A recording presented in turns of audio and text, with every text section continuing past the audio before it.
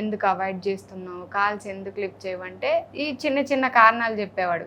Okay. ఎందుకంటే ఆ బండి అన్ని నేను కొనిచ్చా కదా. మీరే ఎంత ఖర్చు పెట్టారు ఇప్పుడు వరకు? ఖర్చు పెట్టింటాను, నాకు పెద్దగా ఐడియా లేదు.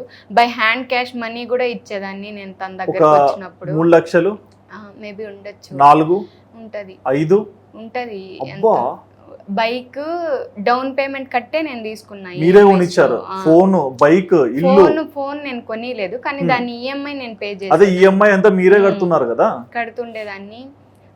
చిన్న చిన్న అమౌంట్స్ అన్ని నేను ఇప్పుడు శాలరీ నాకు రాగానే ఒక 7-5,000 మంత్ కి వెళ్ళిపోతుంది, వెళ్ళిపోతుంది. ఒక 7,000 అట్లా నేను 2 years లో అంత మనీ చూసుకుంటే బాగానే ఎక్కువే ఖర్చు పెట్టింటా. ఇంక తన షాపింగ్స్ కి మధ్యలో తను వాళ్ళ ఇంట్లో ఎవరికన్నా లేకపోయినా 1,000 అలా వేయడం, సెండ్ చేయడం.